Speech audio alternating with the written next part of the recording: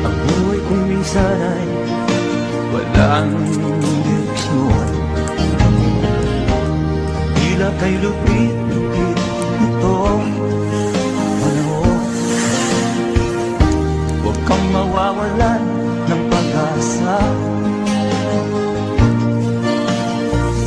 kailanman ay di nag-iisa.